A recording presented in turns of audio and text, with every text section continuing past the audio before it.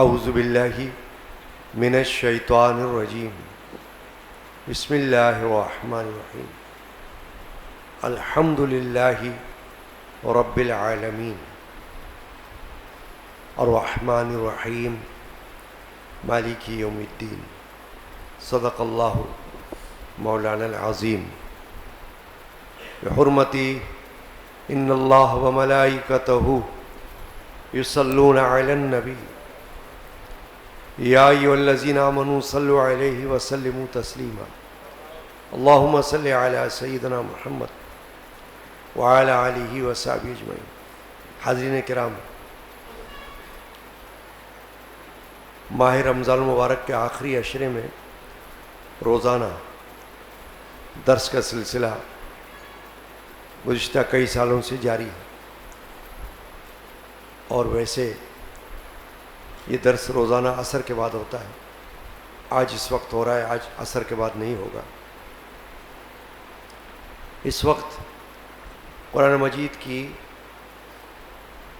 ایک عظیم سورہ جس کو سورۃ الفاتحہ کہتے ہیں، اس کے چند فضائل اور خصوصیات پر گفتگو ہے۔ سورہ فاتحہ قرآن مجید کی 114 سورتوں میں سے وہ سورہ ہے جس سے قرآن کا آغاز ہوتا ہے، یعنی قرآن شروع کرتے ہی سب سے پہلے جو سورہ آپ تلاوت کرتے ہیں وہ سورۃ الفاتحہ ہے، مکی سورہ کہلاتی ہے۔ مکی صورتوں کی تعریف یہ ہوتی ہے کہ مدینہ طیبہ ہجرت سے پہلے نبی اکرم علیہ الصلوۃ والسلام کی ہجرت مدینہ سے پہلے جو صورتیں نازل ہوئیں ان کو مکی سورہ کہا جاتا ہے۔ سورہ فاتحہ بھی ایک مکی سورہ ہے۔ اس میں 7 آیات ہیں، مختصر آیات، اور مجموعی طور پر 7 آیات۔ اسی لیے سورہ فاتحہ کے جو مختلف اسماء ہیں، نام، ان میں ایک نام ہے 7 مثانی، یعنی 7 آیات والی سورہ۔ ویسے تو قرآن مجید میں جتنی صورتیں ہیں سب کے اپنے اپنے فضائل ہیں، ہر سورہ کی اپنی خصوصیات ہیں، اور وہ قرآن مجید میں ہمیں ملتی ہیں۔ تفاسیر میں ہر سورہ کی کوئی خصوصیات ہیں، فضائل ہیں، اور اس کی برکات ہیں، مگر سب سے زیادہ فضائل یا خصوصیات وہ سورہ فاتحہ کے ہیں، اور فائدے وہ بھی سورہ فاتحہ کے ہیں۔ آپ دیکھیں کہ قرآن مجید چاہے آپ نماز میں تلاوت کریں یا ویسے ہی تلاوت کریں، دونوں صورتوں میں سب سے زیادہ پڑھی جانے والی سورہ بھی سورہ فاتحہ ہے۔ اس لیے کہ آپ نے دیکھا ہوگا اکثر محافل میں، اکثر فاتحہ کی محفلوں میں، ایصال ثواب کی محافل میں سورہ فاتحہ پڑھی جاتی ہے، اور نمازوں میں تو سورہ فاتحہ لازماً پڑھی جاتی ہے۔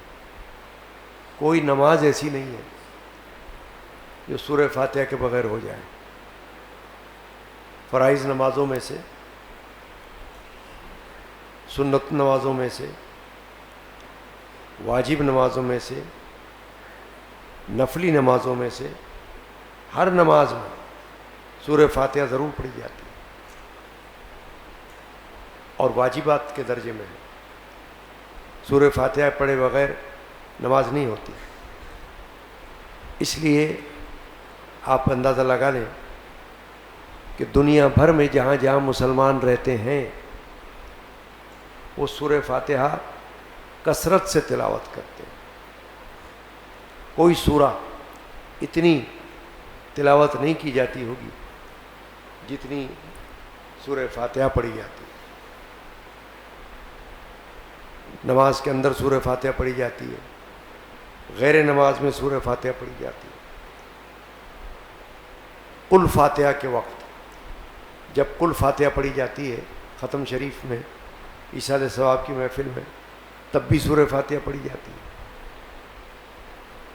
اور کسی کو دم کرنے کے لیے, جیسے شفا کے لیے, وہ بھی سورہ فاتحہ پڑھی جاتی ہے. سورہ فاتحہ کے جو مختلف نام ہیں ان میں سے ایک نام خود سرکار دو عالم صلی اللہ علیہ وسلم نے سورہ فاتحہ کو دیا ہے. وہ نام ہے سورہ شفا.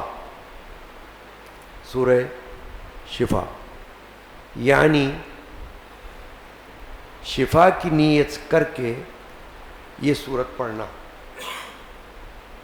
چاہے پڑھ کر صرف دعا کر لینا یا پڑھ کر دم کر دینا, کسی دوسرے کو دم کر دینا یا خود اپنے آپ کو دم کرنا.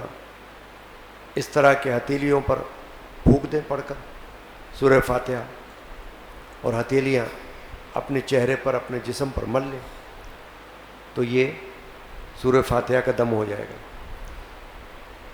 اور اس طرح کا دم حدیث سے ثابت ہے. ام المومنین حضرت عائشہ صدیقہ رضی اللہ تعالیٰ عنہ سے منقول ہے کہ سورۃ الفلق اور سورۃ الناس اللہ کے رسول صلی اللہ علیہ وسلم روزانہ تلاوت فرمایا کرتے تھے اور اپنے ہتھیلیوں پر پھونک کر اپنے جسم مبارک پر پھیرا کرتے تھے. تو یہ فرماتی ہیں کہ جب آخری وقت میں نبی اکرم علیہ الصلوۃ والسلام بیمار ہوئے تو پھر میں یہ صورتیں پڑھ کر حضور کے ہاتھوں پر دم کر دیا کرتی تھی اور حضور ان ہاتھوں کو اپنے جسم اقدس پر مل لیا کرتے تھے. تو یہ عمل کسی بھی صورت کو پڑھ کر ہتھیلیوں پر پھونک کر اپنے جسم پر مل لینا یہ حدیث سے ثابت ہے. تو سورہ فاتحہ کا نام سورہ شفا اس لیے ہے کہ نبی اکرم علیہ الصلوۃ والسلام نے ایک حدیث میں یہ ارشاد فرمایا ہے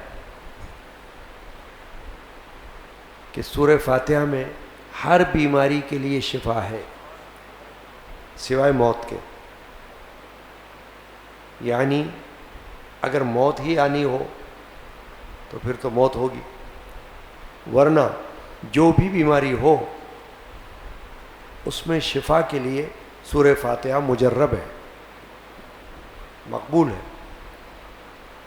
اور اگر پوری طرح بیماری دور نہ ہوئی تو کم از کم اس میں تخفیف ہوگی, کمی ہوگی اور سہولت ہوگی. تو سورہ فاتحہ کو بیماری میں بھی پڑھ کر دم کیا جا سکتا ہے یا دعا کی جا سکتی ہے. فاتحہ پڑھ کر سورہ فاتحہ اور یہ دعا کہ یا اللہ اس کی برکت سے ہمیں شفا عطا فرما, یا کسی اور کے لیے بھی دعا کر رہے ہو تو بھی کہ اس کو پڑھ کر یہ دعا کی جائے کہ یا اللہ اس کی برکت سے شفا عطا کر. بیماریاں تو دنیا میں آپ جانتے ہیں کہ بہت ساری ہیں, پھیلی ہوئی ہیں بیماریاں, اور بڑی بڑی موذی مہلک لا علاج بیماریاں بھی ہیں. تو سورہ فاتحہ کے لیے یہ نہیں ہے کہ یہ کسی خاص بیماری میں ہے, فلاں بیماری کے لیے, فلاں بیماری کے لیے نہیں ہے. ہر بیماری کے لیے, ہر بیماری میں آپ سورہ فاتحہ پڑھ کر دعا کر سکتے ہیں یا دم کر سکتے ہیں. اور یہ آسان سورہ ہے کیونکہ آپ روزانہ پڑھتے رہتے ہیں، تو اس کو یاد کرنے کا بھی مسئلہ نہیں ہے۔ کوئی اور صورت ہوگی تو وہ یاد کرنے کا مسئلہ ہوگا کہ اگر یاد ہوگی تو آپ پڑھو گے، لیکن سورہ فاتحہ تو ویسے ہی یاد ہوتی ہے۔ بچہ سورہ فاتحہ کو زبانی یاد کر لیتا ہے۔ تو اس میں آپ اتنی آسانی اللہ نے آپ کو دی ہوئی ہے کہ وہ سورہ اللہ کے رسول نے بتلا دی شفا کی نیت سے پڑھ کر دم کرنا یا دعا کرنا، کہ جو سورہ آسان ہے پڑھنے میں، اور ہر بچہ ہر بڑا مرد عورت پڑھ سکتے ہیں۔ سورہ فاتحہ کے اندر ظاہری طور پر بھی شفا ہے اور باطنی بھی شفا ہے۔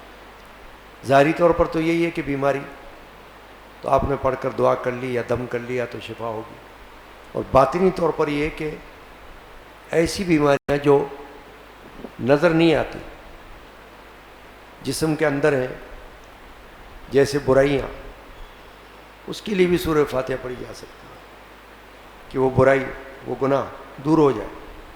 نیت اپنی اپنی ہے، نیت کر کے سورہ فاتحہ پڑھ لی جائے۔ ایک اور مسئلہ ہے کہ نماز جنازہ جب آپ پڑھتے ہیں کسی کی، تو اس میں آخری جو تکبیر ہوتی ہے، آخری تکبیر، اس میں کوئی دعا پڑھی جاتی ہے آخری تکبیر سے پہلے، یعنی کہ شروع میں تو ثنا ہے اور اس کے بعد درود ابراہیمی ہے، پھر دعا ہے، تو کوئی دعا پڑھی جاتی ہے۔ قید تو نہیں ہے کون سی دعا پڑھی جائے، پابندی نہیں ہے کہ کون سی دعا پڑھی جائے، کوئی بھی دعا پڑھ سکتے ہیں آپ۔ لیکن اگر کسی کو کوئی دعا یاد نہ ہو تو فقہاء نے اجازت دی ہے کہ سورہ فاتحہ پڑھ لے دعا کی نیت سے۔ ویسے نماز جنازہ میں بطور تلاوت کے سورہ فاتحہ نہیں پڑھی جاتی، لیکن بطور دعا کے کوئی پڑھنا چاہے تو سورہ فاتحہ پڑھ سکتا ہے، اور وہ جائز ہے۔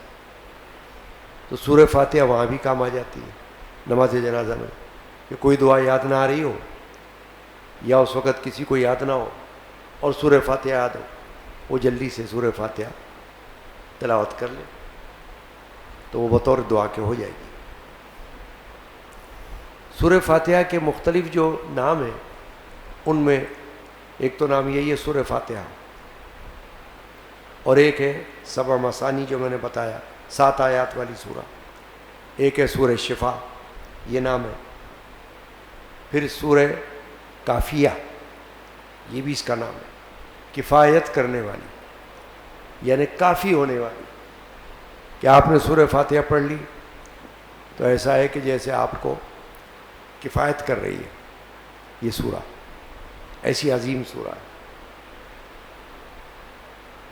سورہ فاتحہ کے فوائد میں یہ بھی ہے، اور یہ واقعہ ہے حدیث کا، کہ صحابہ کرام رضی اللہ عنہ اجمعین ایک سفر میں تھے، کسی جگہ قیام کیا، تو ایک عورت آئی وہاں، اس نے آ کر یہ کہا کہ ہمارے قبیلے کے سردار کو سانپ نے کاٹ لیا ہے، سانپ نے ڈس لیا ہے، تو آپ میں سے کوئی ایسا بندہ ہے جو کچھ ایسا کلام جانتا ہو کہ اس کے ذریعے سے پڑھ کر دم کرے، کوئی منتر جانتا ہو؟ تو وہ چلے ساتھ میں ہمارے، اور چل کر سردار پر کچھ پڑھ کر پھونک دے کہ اس کو شفا حاصل ہو جائے۔ تو ایک صحابی چلے گئے، حضرت ابو سعید خدری رضی اللہ تعالی عنہ، اور جا کر اس سردار پر جس کو سانپ نے کاٹا ہوا تھا یہ سورہ فاتحہ پڑھ کر دم کر دیا، اور اللہ نے اس کو شفا دے دی۔ اس نے انعام کے طور پر بکریاں دی ان صحابی کو تحفہ، کہ آپ نے جو کچھ پڑھا اللہ نے مجھ کو شفا دی، میں اس کے شکریہ میں یہ بکریاں آپ کو دے رہا ہوں۔ وہ بکریاں لے لی انہوں نے۔ اب جب نبی اکرم علیہ الصلوۃ والسلام کی خدمت میں آئے تو آ کر یہ واقعہ بیان کیا، تو حضور نے پوچھا کہ کیا پڑھا تھا؟ عرض کیا میں نے سورہ فاتحہ پڑھی تھی۔ تو حضور نے فرمایا ٹھیک ہے۔ پھر انہوں نے کہا کہ مجھے بکریاں ملی انعام میں، کیا کروں؟ فرمایا رکھ لو، شکرانے میں دی ہیں اس نے، ہدیہ دیا، تحفہ، رکھ لو، اور میرے لیے بھی اس میں حصہ رکھ لو۔ یہ حدیث موجود ہے۔ اس سے یہ معلوم ہوا کہ سورۃ الفاتحہ اس طرح کے علاج میں بھی کارگر ہے، یعنی حدیث سے یہ بات معلوم ہو رہی ہے کہ کوئی جانور کسی کو کاٹ لے، سانپ نے کاٹ لیا یا اور بھی کوئی جانور کتے نے کاٹ بھی لیا ہو، اس وقت بھی سورہ فاتحہ پڑھی جا سکتی ہے اور پڑھنا چاہیے، کیونکہ جب یہ معلوم ہو گیا کہ سورہ فاتحہ میں ہر بیماری کی شفا ہے، ہر بیماری، تو پھر اس میں تو ہر بیماری آ گئی، اس میں کوئی ثبوت کی ضرورت نہیں ہے کہ اس بیماری کے لیے ہے کہ نہیں یا اس بیماری کے لیے ہے کہ نہیں، کوئی بھی بیماری ہو، اللہ کے رسول صلی اللہ علیہ وسلم نے فرما دیا کہ اس میں شفا ہے سورہ فاتحہ میں اس بیماری کے لیے، تو پڑھ لینا چاہیے۔ اب یہ سورہ فاتحہ کی جو خصوصیات ہیں ان میں سے ایک واقعہ اور ہے، اور اس کو حضرت محی الدین ابن عربی جو بہت بڑے صوفی بزرگ گزرے ہیں، عالم فاضل شیخ صوفی محی الدین ابن عربی رضی اللہ تعالی عنہ، انہوں نے اپنی کتاب میں ایک واقعہ لکھا ہے، اور واقعہ یہ لکھا ہے کہ میں ایک بوڑھیا عورت کے پاس بیٹھا کرتا تھا، وہ اچھی نیک خاتون تھی، ان کی خدمت میں جاتا تھا، بیٹھتا تھا، تو کہتے ہیں کہ ایک مرتبہ ایک عورت آئی ان کے پاس، اس بوڑھی خاتون کے پاس، اور اس نے آ کے یہ درخواست کی کہ اماں میرا شوہر لاپتہ ہو گیا ہے، خاوند گم شدہ ہے، کوئی پتہ نہیں چل رہا کہاں ہے، آپ دعا کریں کہ میرا خاوند مجھ تک واپس آ جائے، اس کا پتہ مل جائے۔ تو یہ کہتے ہیں محی الدین ابن عربی کہ میں نے دیکھا کہ وہ خاتون نے یہ کہا کہ اے سورۃ الفاتحہ جا اس کے شوہر کو لے آ، اس تک ملا دے اس کو۔ تو فرماتے ہیں کہ شوہر جہاں بھی تھا جتنی دیر میں وہ پہنچ سکتا تھا اتنی دیر میں اس عورت کے پاس پہنچ گیا۔ اس سے معلوم ہوا کہ وہ بڑھیا خاتون سورہ فاتحہ کی عامل تھی۔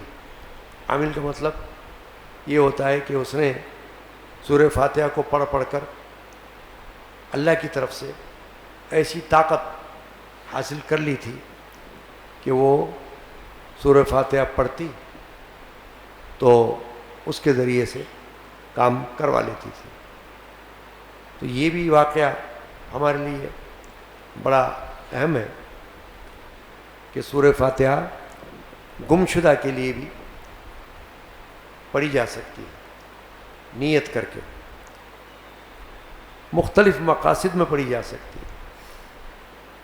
مثلا کوئی مسئلہ، کوئی معمہ، کوئی پریشانی جو دور نہ ہو رہی ہو تو سورہ فاتحہ کو پڑھ کر دعا کی جا سکتی ہے کہ اے اللہ اس سورہ فاتحہ کی برکت سے فلاں مسئلہ حل فرما دے، فلاں پریشانی دور فرما دے، فلاں مشکل حل فرما دے۔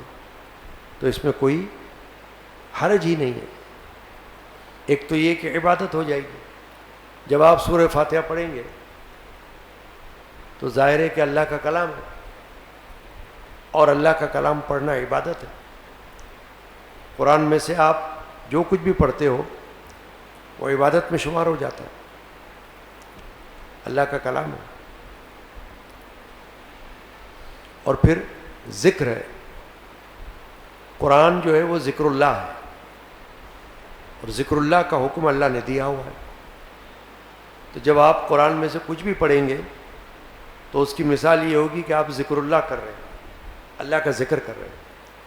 تو سورہ فاتحہ بھی اگر آپ پڑھیں گے تو یہ ذکر اللہ کہلائے گا، یعنی ایسا ہے کہ جیسے آپ نے اللہ کا ذکر کیا۔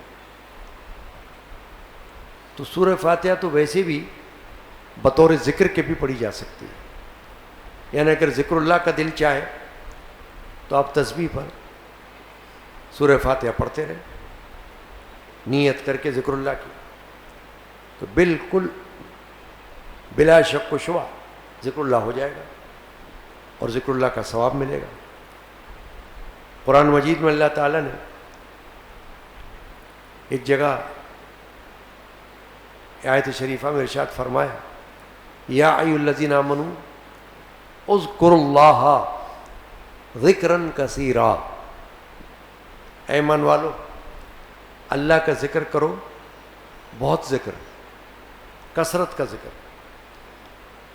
تو اب آپ دیکھیں کہ سورہ فاتحہ جب آپ پڑھیں گے اگر ذکر اللہ کی نیت سے، تو آپ کو معلوم ہے، ابھی آپ نے سنا کہ سب سے زیادہ دنیا میں پڑھی جانے والی سورہ وہ سورہ فاتحہ ہے، سب سے زیادہ پڑھی جانے والی کتاب قرآن مجید ہے، اور سب سے زیادہ پڑھی جانے والی سورت سورۃ الفاتحہ ہے۔ تو جب آپ اس قرآن کی آیت پر عمل کرنا چاہیں کہ اے ایمان والو اللہ کا ذکر کرو، بہت سا ذکر، تو آپ سورہ فاتحہ پڑھ لیں، تو یہ ایسا ہو جائے گا جیسے آپ نے وہ ذکر کیا جو بہت سا ذکر ہے، کیونکہ سورہ فاتحہ بہت سی کثرت کے ساتھ پڑھی جاتی ہے، بہت زیادہ پڑھی جاتی ہے۔ سورہ فاتحہ میں جو مضامین ہیں، مضامین جو باتیں وہ مختلف ہیں۔ ایک تو سورہ فاتحہ میں اللہ کی حمد ہے، حمد یعنی ثنا، تعریف اللہ کی۔ شروع ہی آیت، پہلی آیت الحمد للہ رب العالمین، یہ تعریف والی آیت ہے اللہ کی۔ جب آپ نے یہ پڑھا تو گویا آپ نے اللہ کی تعریف کر لی، حمد کر لی، حمد۔ اور الحمدللہ وظائف میں سے بہترین وظیفہ ہے۔ مختلف وظائف ہوتے ہیں نا، تو اگر کوئی وظیفہ پڑھنا چاہے تو سورہ فاتحہ تلاوت کر لے، تو گویا ایسا ہو جائے گا کہ وظیفہ پڑھ لیا آپ نے۔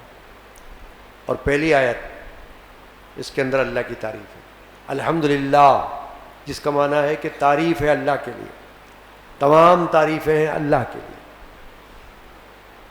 اور الحمدللہ یہ ایک ایسا لفظ ہے کہ آپ اکثر اس لفظ کو اپنی زبان سے ادا کرتے رہتے ہیں۔ جیسے آپ نے کوئی اچھی بات سنی تو آپ کہتے ہیں الحمدللہ، اللہ کا شکر ہے۔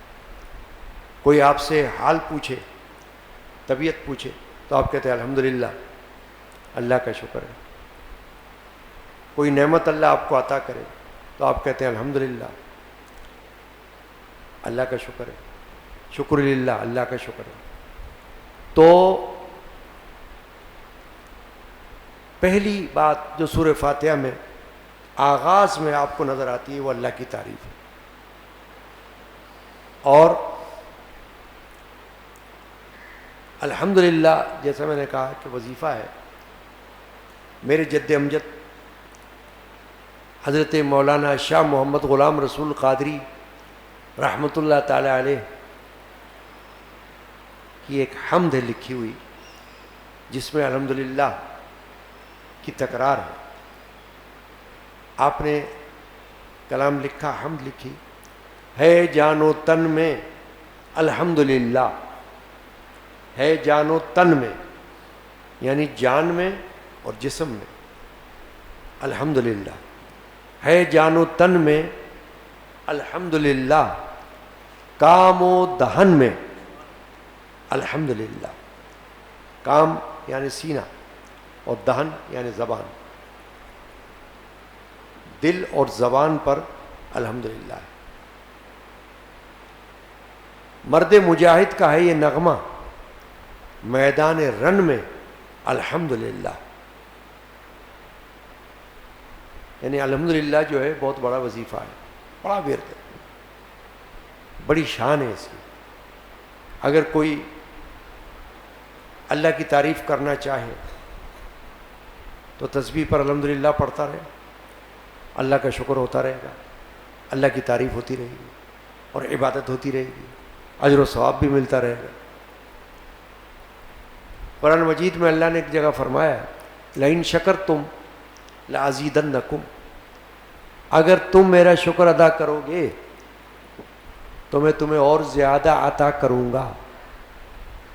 نعمت اپنی, اگر نعمت پر شکر ادا کرو گے تو میں اور زیادہ عطا کروں گا. تو اب یہ الحمدللہ جو ہے یہ شکر ہے اللہ کا. تو جب آپ یہ الحمدللہ پڑھیں گے, چاہے انگلیوں پر پڑھ رہے ہوں, چاہے تسبیح پر پڑھ رہے ہوں, چاہے دانوں پر پڑھ رہے ہوں, تو ایسا ہوگا جیسے آپ اللہ کا شکر کر رہے ہیں کثرت کے ساتھ. ہو اس غلام عاجز کے یا رب, آخری شعر ہے کلام کا, ہو اس غلام عاجز کے یا رب رحمت اللہ علیہ, دھن اور لگن میں الحمدللہ. دھن اور لگن اس میں الحمدللہ. تو یہ ہمیں ہمارے مرشد پاک نے اس طرف توجہ دلا دی. بزرگوں کا کام تو یہی ہوتا ہے, اولیاء اللہ کا کام یہ ہے, ان کا مشن ہے کہ وہ اللہ کے بندوں کو اچھی اچھی باتیں بتاتے ہیں, اللہ کی طرف لگاتے ہیں, عبادت کی طرف لگاتے ہیں. تو ہمارے مرشد پاک نے اس کلام میں اس طرف لگایا کہ ہے جان و تن میں الحمدللہ, کام و دہن میں الحمدللہ. تو سورہ فاتحہ کا آغاز الحمدللہ سے ہوتا ہے. پھر اس میں اللہ کے صفاتی نام آتے ہیں, الرحمن الرحیم. رحمان بھی اللہ کا نام ہے اور رحیم بھی اللہ کا نام ہے. جب آپ پڑھتے ہیں بسم اللہ الرحمن الرحیم, یہ قرآن کی آیت بھی ہے, بسم اللہ الرحمن الرحیم, اور سورت کے آغاز میں بھی پڑھی جاتی ہے. کوئی سورت شروع ہوتی ہے تو اس کے آغاز میں بسم اللہ پڑھی جاتی ہے, سوائے ایک سورت کے, سورہ توبہ. اس میں سورہ برات اس کو کہتے ہیں, اس میں بسم اللہ نہیں لکھی ہوئی. تو بسم اللہ اگر قرآن پڑھتا ہوا کوئی آ رہا ہوگا اوپر سے تو بسم اللہ نہیں پڑھتا, فقہاء نے اسی طرح فرمایا. لیکن اگر کوئی اسی وقت شروع کرے گا قرآن پڑھنا سورہ برات سے, تو پھر وہ اعوذ باللہ اور بسم اللہ دونوں پڑھے گا, کیونکہ قرآن پڑھنے کے لیے تعوذ اعوذ باللہ من الشیطان الرجیم اور تسمیہ بسم اللہ الرحمن الرحیم یہ دونوں پڑھنا ضروری ہے. تو قرآن مجید میں اس سورۃ الفاتحہ میں اللہ کے دو ایسے نام ہیں جو بہت عظیم صفاتی نام ہیں, الرحمن الرحیم. آپ نے سنا ہوگا قرآن مجید میں ایک سورۃ الرحمن بھی ہے, بہت عظیم سورہ ہے. اسی طرح یہ الرحمن یہ اللہ کا ایک نام ہے. حدیث پاک میں رسول اللہ صلی اللہ تعالی وسلم نے پسندیدہ ناموں میں سے بچوں کے, بیٹوں کے, لڑکوں کے, مردوں کے پسندیدہ ناموں میں سے ایک نام الرحمن فرمایا ہے. ایک نام فرمایا عبداللہ اور ایک نام فرمایا عبد الرحمن. تو پسندیدہ نام ہے, اللہ کے رسول نے فرمایا. تو الرحمن اللہ کا صفاتی نام ہے, اور قرآن میں ایک جگہ نہیں کئی جگہ آیا ہے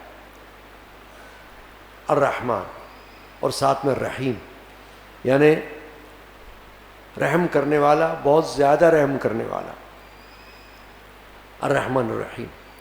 پھر قرآن مجید کی سورۃ الفاتحہ میں اور بھی باتیں ہیں, اور بھی مضامین ہیں. ایک تو یہ بھی ہے کہ قیامت میں ہر بات کا مالک اللہ ہوگا. دنیا میں تو اللہ نے کسی کو کسی چیز کا مجازی مالک بنایا ہوا ہے. مجازی یعنی آپ دنیا میں گاڑی کے مالک ہوتے ہیں, گھر کے مالک ہوتے ہیں, دکان کے مالک ہوتے ہیں, کوئی اور چیز کے مالک ہوتے ہیں. وہ اللہ نے بنایا ہوا ہے, کوئی دوسرا آپ سے چھین نہیں سکتا. آپ دعویٰ رکھتے ہیں کہ بھئی یہ میری چیز ہے, مگر قیامت میں ہر چیز کا دعویٰ صرف اللہ کا ہوگا. مالک یوم الدین, یوم الدین مانے قیامت, آخرت کا دن. اس دن کا مالک کون ہے؟